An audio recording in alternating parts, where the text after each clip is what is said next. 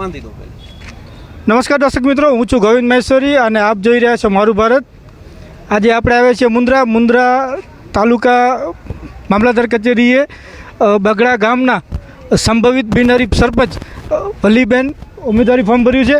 તો આપણે એના વિચાર, બેન તમે સંભવિત બગડા ગામ સમરસ પંચાયતના બિનહરીફ સરપંચ બનવા જઈ રહ્યા છો, એ અવસર પર આપ શું કહેવા માગો છો? હું ગામજનોનો ખૂબ ખૂબ આભાર માનું કે મને સરપંચ. આ છે આપણા શક્તિસિંહ જાડેજા, તાલુકા ભાજપના પ્રમુખ અને કચ્છ જિલ્લા સરપંચ સંગઠનના પ્રમુખ. તો એમને પણ આપણે સાંભળીએ શું કહેવા માગે છે. આજ રોજ મુન્દ્રા મામલતદાર કચેરી મધ્યે બગડા ગ્રામજનો દ્વારા જે બેઠકનું આયોજન કરવામાં આવેલું હતું, અને આ પ્રથમ વખત નથી, બગડામાં ચોથી વખત સમરસ થઈ રહી છે પંચાયત.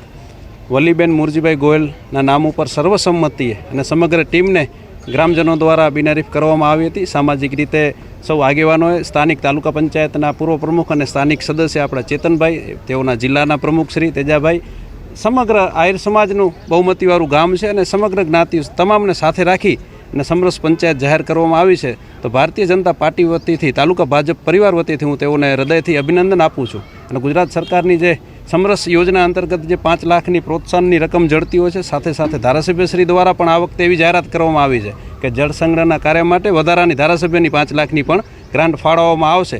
તો સમસ્ત ટીમને હૃદયથી અભિનંદન અને ગામના સારા વિકાસના કાર્યો થાય એવી શુભકામનાઓ પાઠવું છું. હવે આપણે વાત કરશું ચેતનભાઈ આહિર. પહેલાં તો સાહેબ આપને અભિનંદન.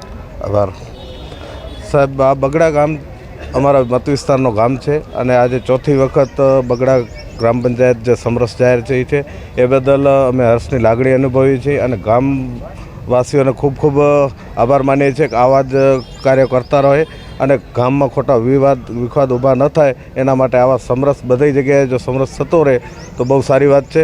અને એ મારો તો મત વિસ્તાર છે એટલે મને ખૂબ ગર્વની લાગણી અનુભવું છું. આભાર. આગેવાન અને પૂર્વ સરપંચ આપણા ગોપાલભાઈ આહિર અને ગાંગાભાઈ આહિર.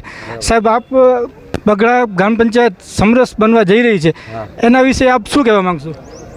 અમારા ગામ વિશે જોવા જાય તો આજે આ પહેલી વખત નથી, આ 20 વર્ષ બિનહરીફ જ હાલે આમને આમ થાય ને. અમારા ગામ વતીથી અમને ખૂબ ખૂબ લાગણી છે. એટલે કાંઈ પણ એવું હોય તો હાનું જાડું અમે ગોપાલભાઈ, અમે ગામના મોટા અગ્રેસર હોય, હાનું જાડું કામ હોય, એકબીજાને મન દુખતા રહેતા જ હોય, પણ પતાવી લઈએ.